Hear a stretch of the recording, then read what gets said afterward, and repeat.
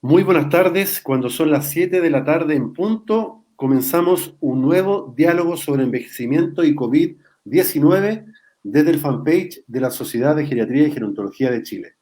Hoy día, con otro tema tan interesante como el de la semana pasada, vamos a hablar de demencia y COVID-19 y con dos destacadas invitadas que son miembros de la Sociedad de Geriatría y Gerontología de Chile y expertas en el tema de acuerdo a su disciplina. En primer lugar, queremos saludar y dar la bienvenida a la doctora Marilú Budinich, médico geriatra. Muchas gracias, Marilú, por estar con nosotros.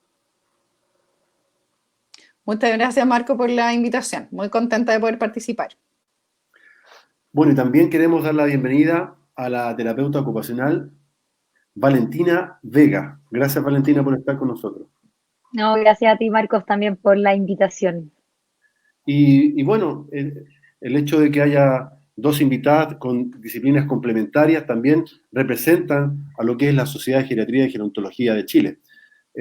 Bueno, y de este tema de la demencia sería interesante hacer una pequeña introducción. Cuando hablamos de demencia, de punto de vista epidemiológico, de punto de vista de las cifras, Marilú, ¿qué es la demencia y cuál es el contexto hoy día de COVID-19 y cómo afecta en Chile esta condición y especialmente a las personas que viven con demencia?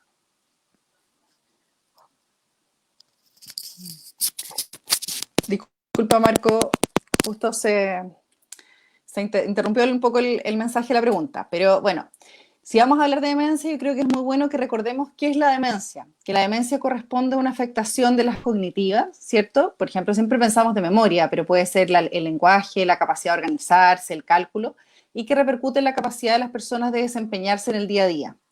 Y eso además, esto es una afectación que es progresiva, y esto además va a repercutir en la conducta. Y las personas pueden presentar manifestaciones que se llaman como psicológicas o conductuales.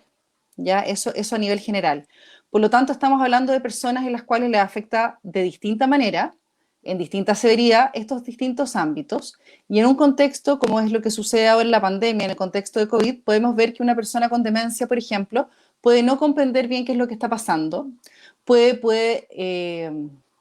olvidar, qué sé yo, algunas explicaciones del contexto que se le hayan dado, puede también no seguir algunas indicaciones en relación al autocuidado, por ejemplo, olvidar la importancia del lavado de manos o tener dificultades para seguir alguna técnica. Y además, como decía al principio, no comprender quizás qué es lo que está pasando. Esto va a ser muy individual dependiendo de cuál es la situación de cada persona. Claro. Valentina, ¿cuál es tu mirada desde la terapia ocupacional en este sentido? Mira, Marco, yo creo que en el fondo la demencia todos sabemos que es como una enfermedad, una condición que afecta en muchos ámbitos, ¿cierto? No solo afecta como a la persona con demencia, como también muy bien lo decía Marilú, ¿cierto? Donde puede tener esta dificultad para seguir ciertas instrucciones que ayudan a prevenir el contagio, entender un poco lo que está pasando, sino también el hecho, por ejemplo, todo esto del distanciamiento social o aislamiento, mejor llamarlo distanciamiento, ¿cierto? Hace que también cambie la rutina, la presencia de personas en la casa, que eso también impacta a la persona con demencia. Pero por otra parte también tenemos el impacto fuerte que tiene este contexto actual sobre el cuidador, ¿cierto? Que también tiene que pasar quizás más horas junto con la persona que cuida, sin posibilidad de tener espacios de respiro. Eh, la persona con demencia puede presentar ciertas conductas un poco desafiantes de manejar que quizás antes no presentaba, lo que aumenta la sobrecarga. Entonces, el impacto es bastante global acá, no solo afecta a una persona, sino también a su entorno. ¿Y cómo enfrentar mejor este tiempo de confinamiento eh, durante el aislamiento? ¿Cómo, en este caso, en el contexto de las personas que viven con demencia, sus cuidadores, la familia, en general? Marilú.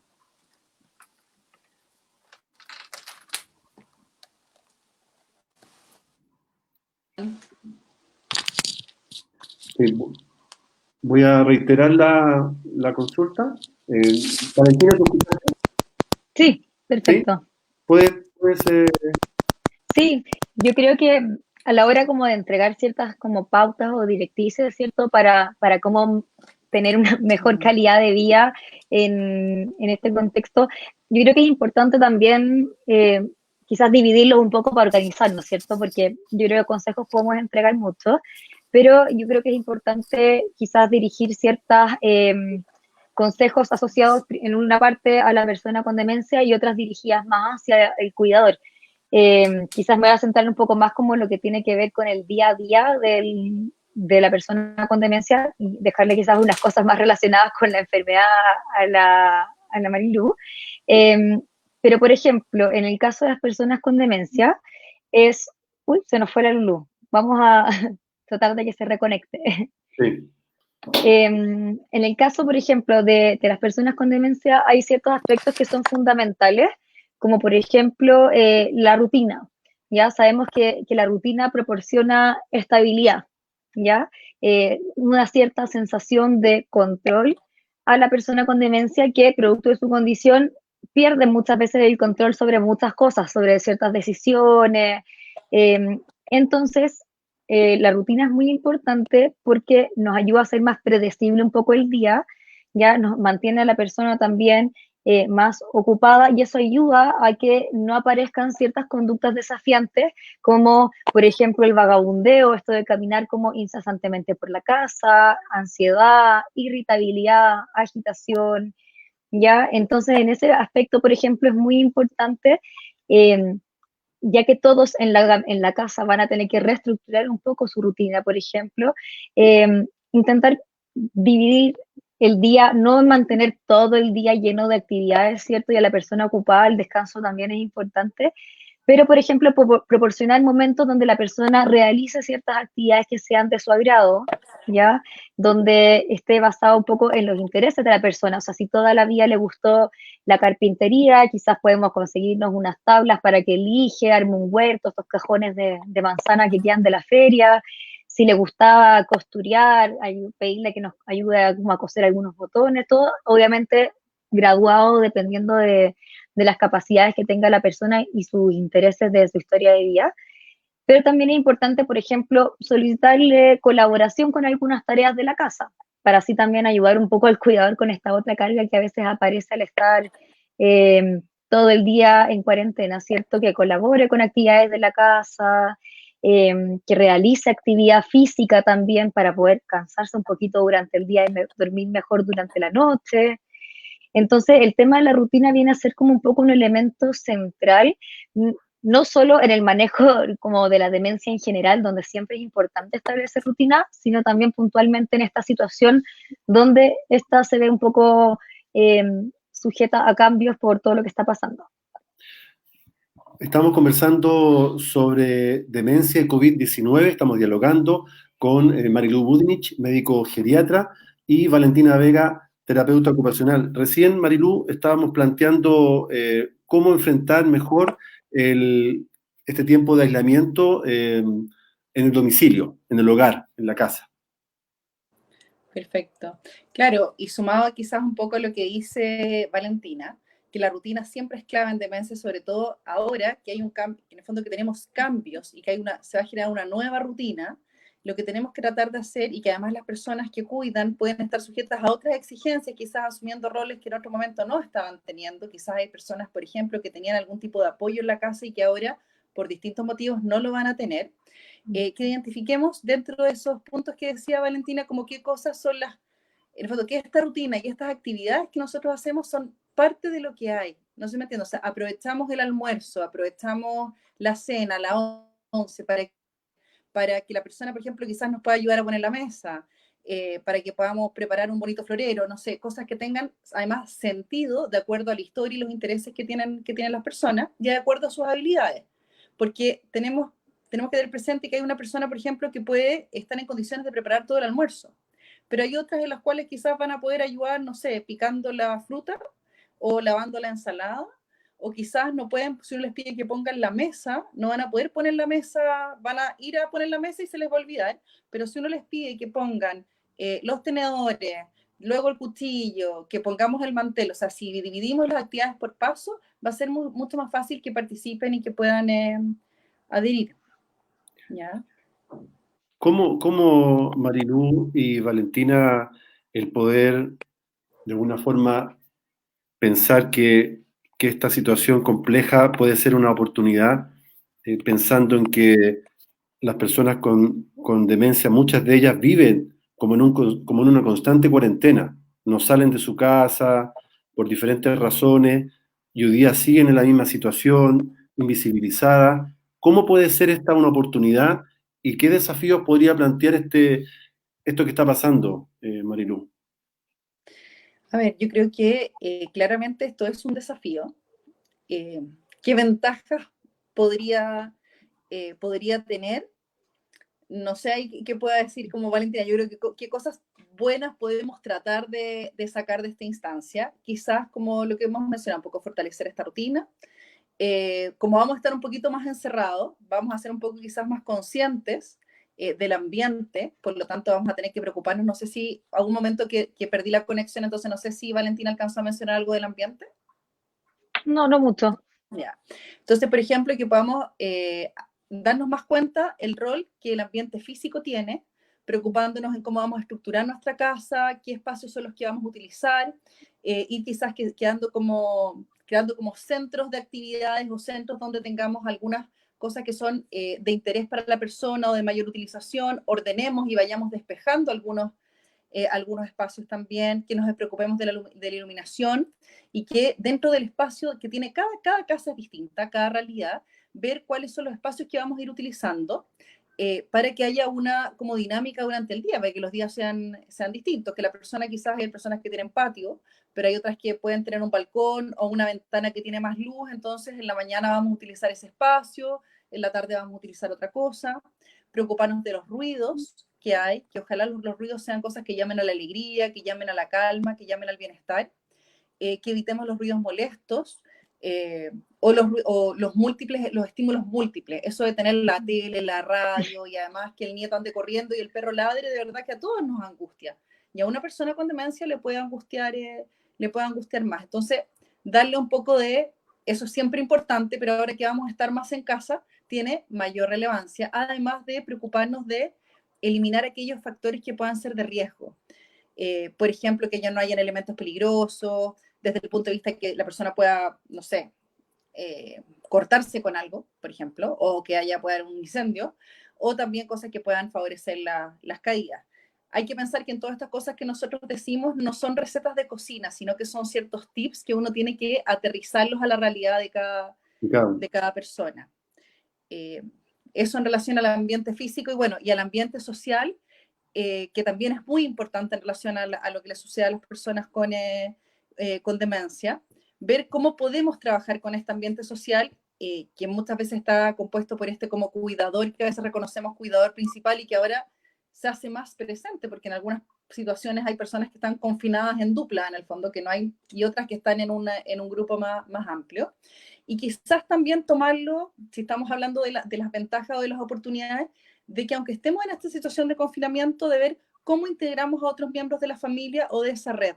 Porque a veces también podemos ayudar a cuidar a la distancia, haciéndonos cargo quizás de comprar cosas, de encargar. Hoy en día, por ejemplo, hay personas que, de acuerdo a sus medios, pueden comprar por internet, ¿cierto? Y hacer una compra en el supermercado, pero hacer la lista igual implica tiempo. Entonces quizás hay alguien que desde otra casa me puede planificar las compras o me puede despachar los medicamentos, o también se puede encargar de conseguirme o pasarme a dejar algunas distracciones que necesito. Por ejemplo, no sé, puzzles, pasar a dejarme fotos de alguien, algún dibujo que me hizo mi nieta, en el fondo que a esta otra red tenemos que darle también un valor y también tenemos que darle tareas.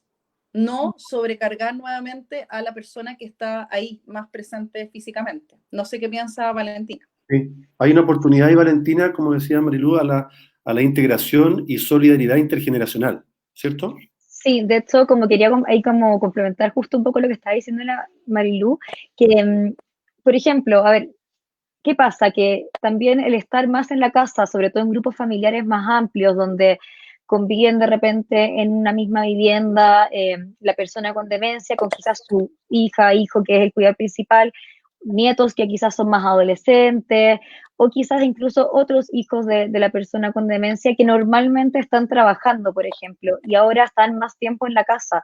Eso muchas veces, ¿qué hace? Visibilizar el rol que está teniendo este cuidador principal, donde muchas veces como los demás están fuera en la casa, no ven de repente, efectivamente, no visibilizan el deterioro o no visibilizan lo demandante que es, por ejemplo, el cuidado de una persona que vive con demencia. Entonces, al estar también más tiempo en la casa, se dan cuenta, toman esta conciencia y empiezan a tomar acciones para apoyar a este cuidador principal. Al menos eso es algo que nos ha pasado, nos ha tocado ver, tanto o sea, principalmente en Quintún, ¿cierto?, en los seguimientos de nuestras familias. También, por otra parte, mucha gente empieza a ofrecer ayuda, porque lo primero que pasó cuando partió esta pandemia, uno veía fotos, por ejemplo, en redes sociales del cartel en el ascensor de un edificio, por ejemplo, si usted es mayor, llámeme, estoy en tal departamento, yo voy a comprar.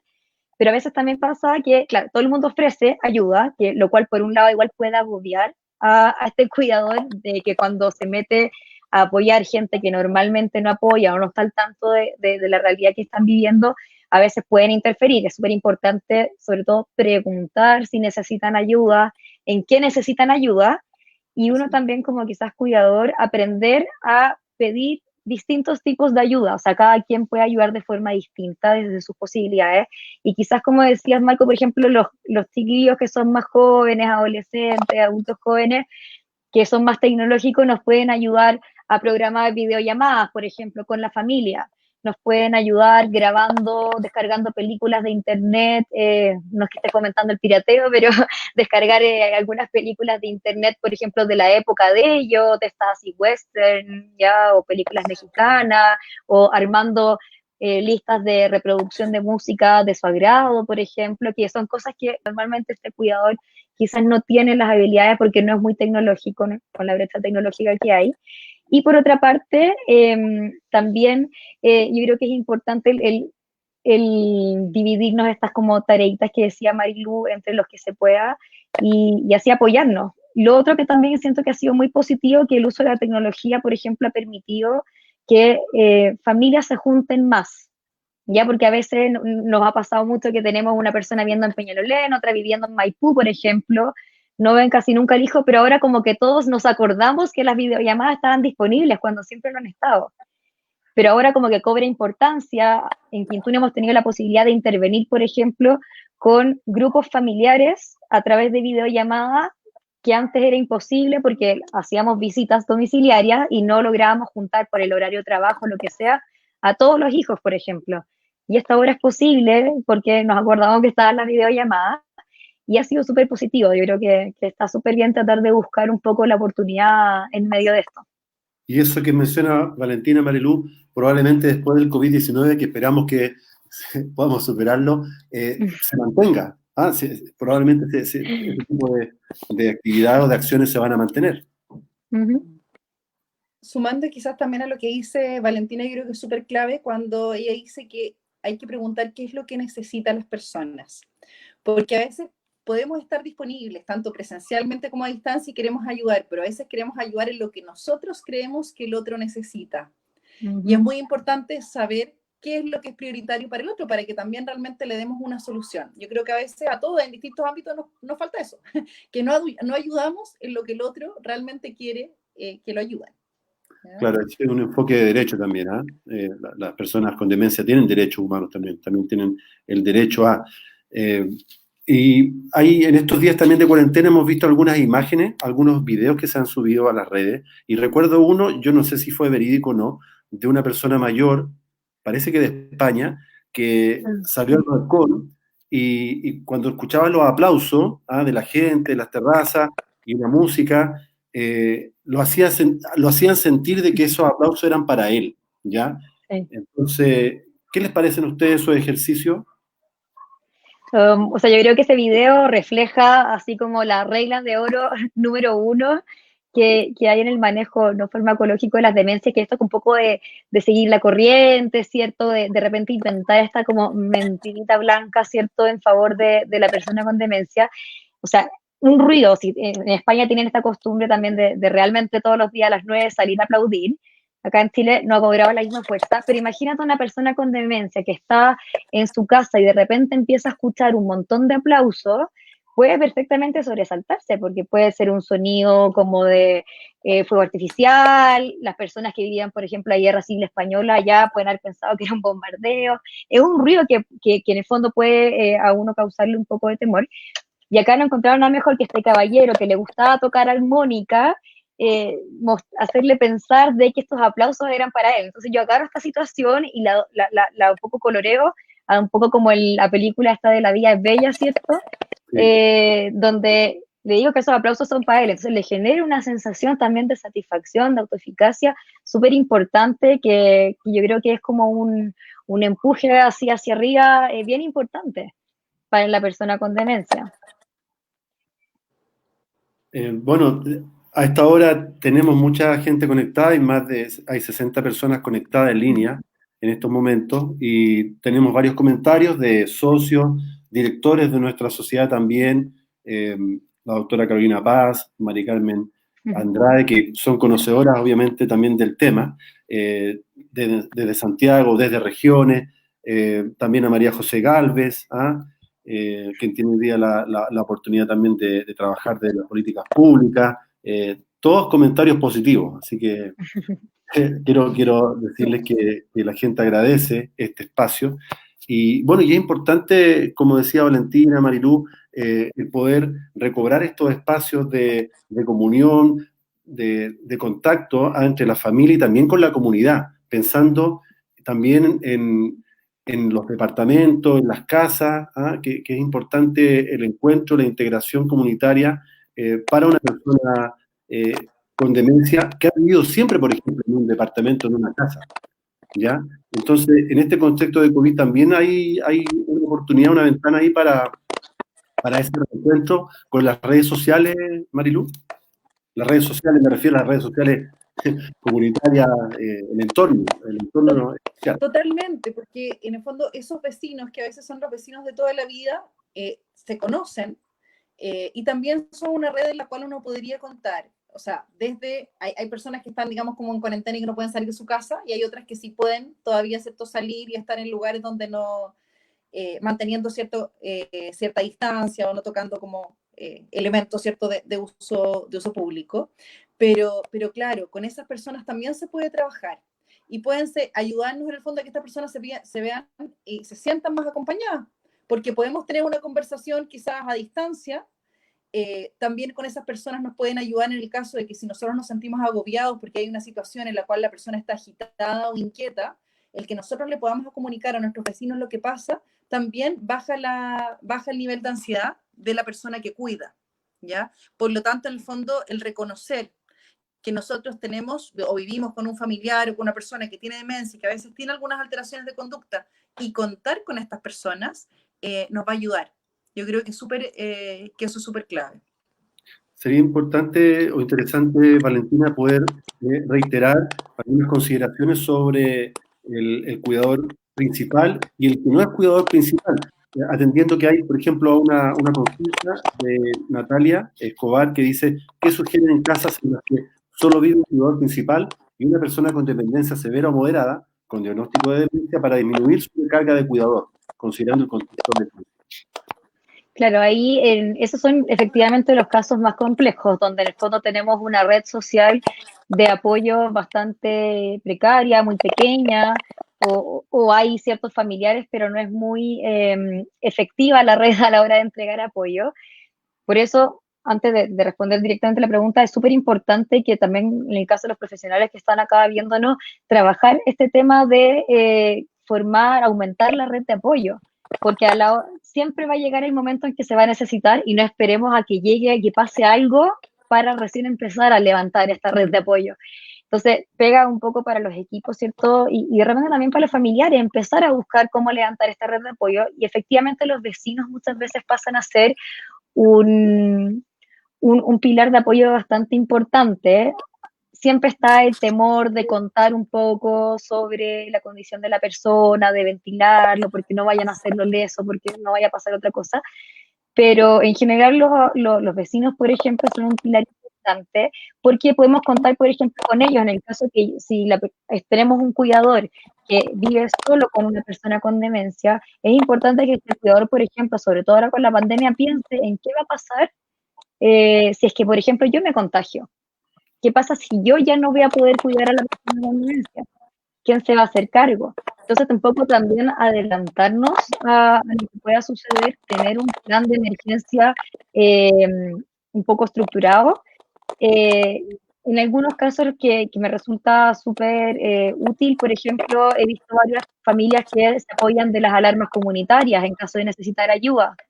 Ya otro caso, por ejemplo, como cosas bien prácticas que les pueden servir, ¿cierto? Los que nos están viendo, estos timbres inalámbricos que venden en las tiendas como Home Center, Sodi, Makisi, que son estos que uno aprieta un botón, inalámbricamente suena. Tenía un caso donde el que sonaba estaba en la casa del vecino, entonces la señal le daba y si necesitaba algo apretaban el timbre y aparecía el vecino, por ejemplo.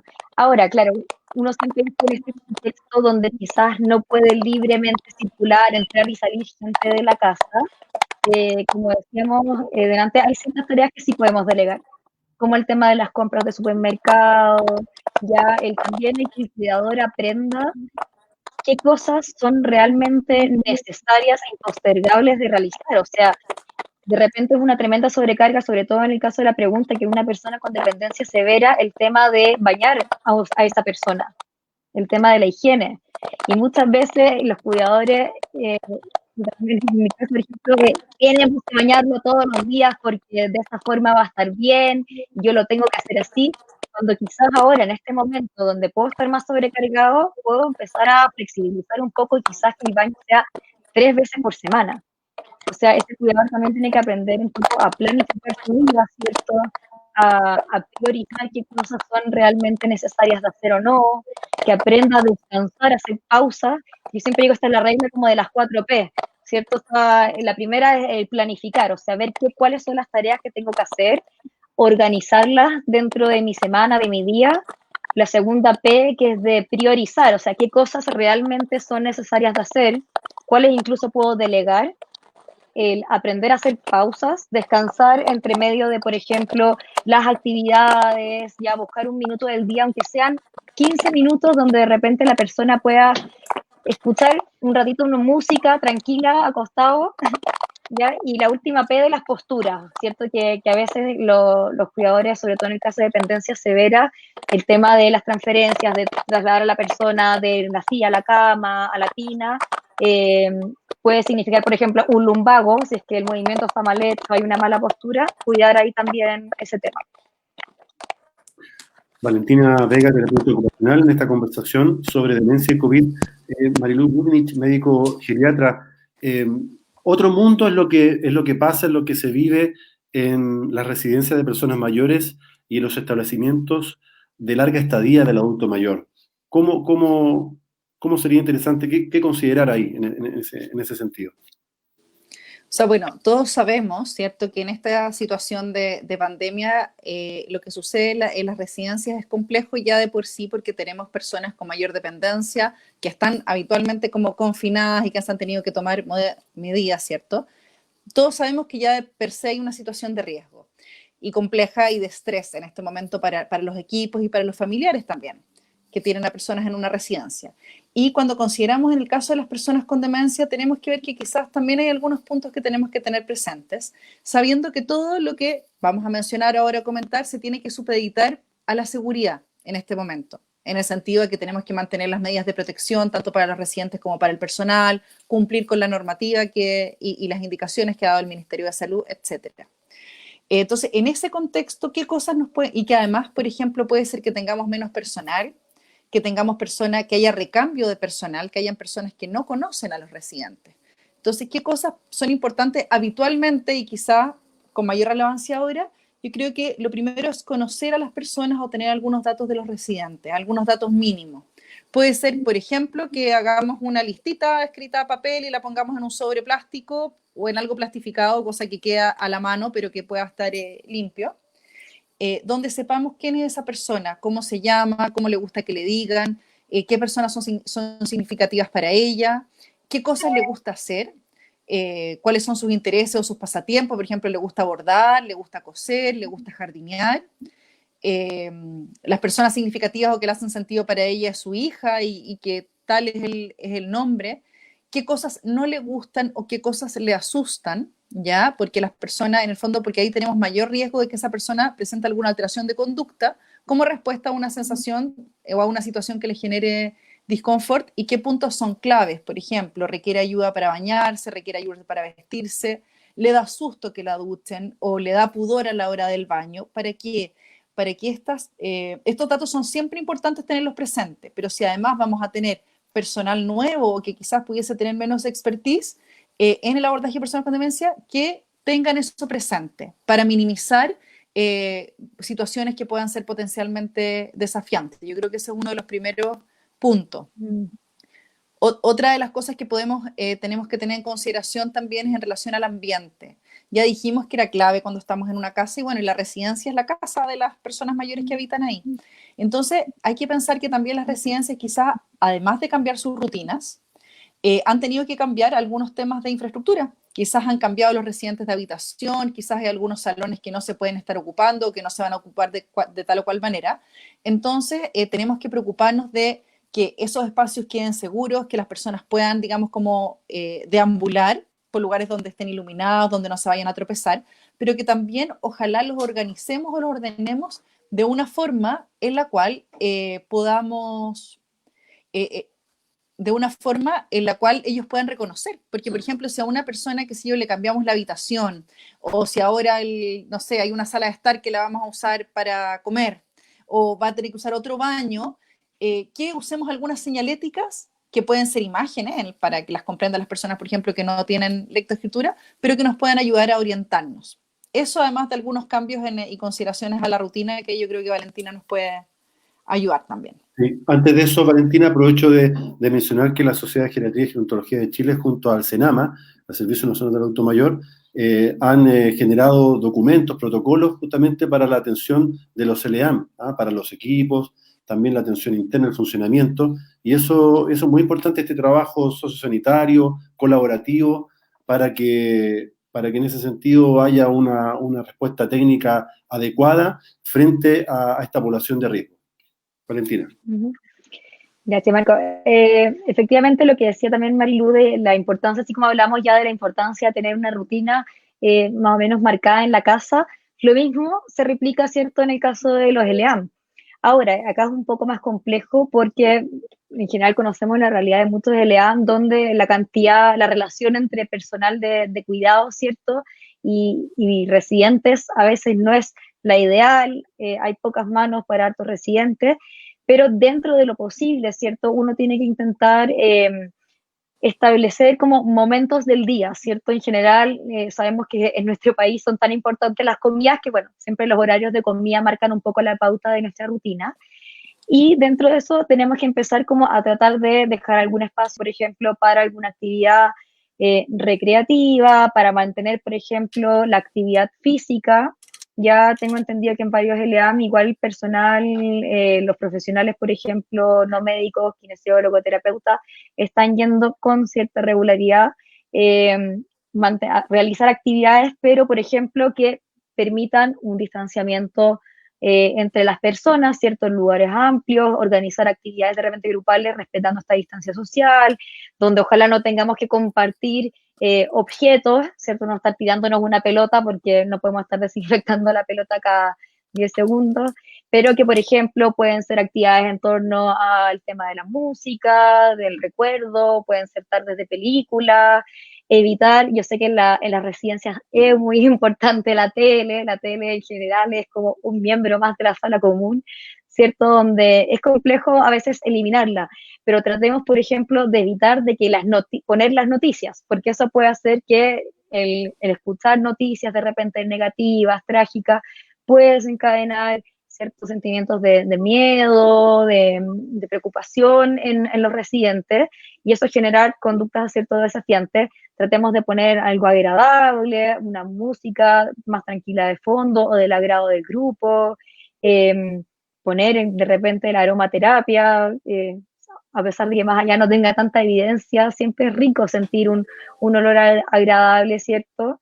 Y en el fondo instaurar un poco que la mañana sea el momento más de las actividades de autocuidado, las tardes sea algo más recreativo y también muy importante, ya que se ha eliminado restringido el contacto directo con, por ejemplo, los familiares o personas significativas de los residentes, tratar de generar instancias también de contacto con ellos, donde, por ejemplo, pueda coordinarse una videollamada. He visto algunas colegas mías, tanto en ambientes hospitalarios como en el EAM, tratando de coordinar videollamadas con la familia, que de repente puedan mandarle una tarjeta, una foto, un audio, ¿cierto? Una simple llamada, tratar también de incorporar al menos un par de veces a la semana, mantener ese contacto con las personas significativas.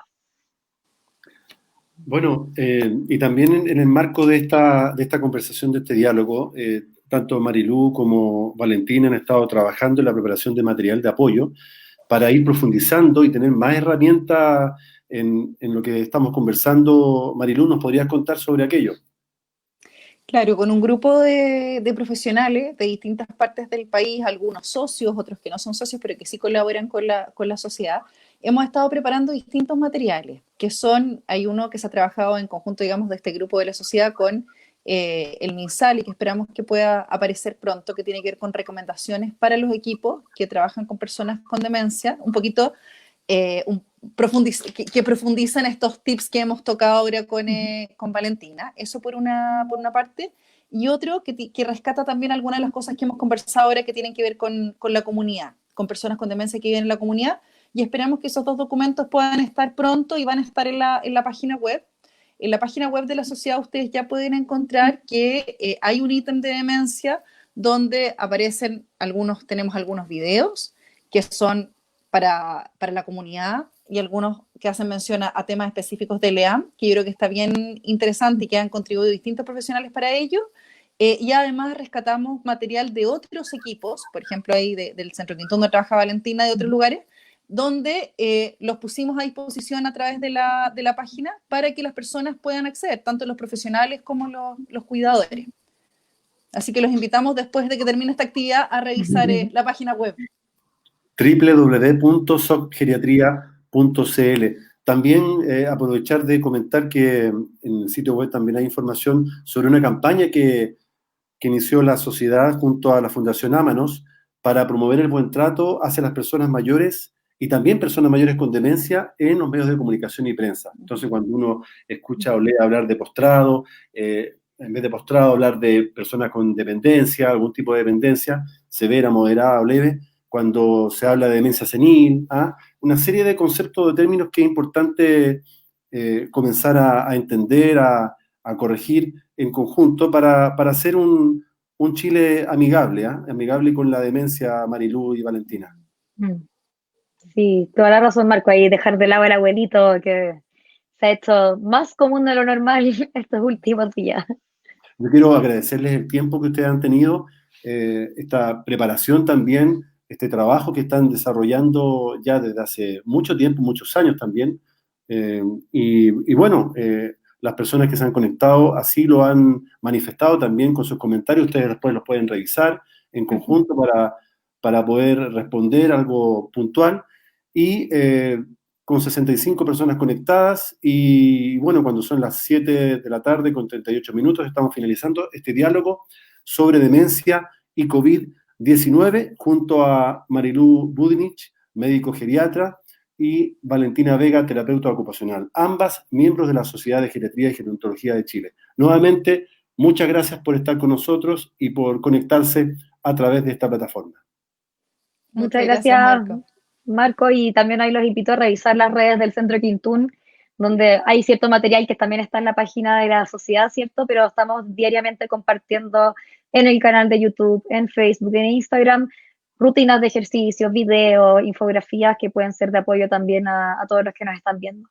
Un abrazo para ustedes virtual y muy agradecido, y espero que sigamos conectados por el momento en tiempos de cuarentena, y muchas gracias nuevamente, gracias a toda la audiencia, y nos volvemos a encontrar la próxima semana con otro interesante tema e interesantes invitados o invitados como ustedes. Muchas gracias. Muchas Gracias. gracias. Chao. Chao.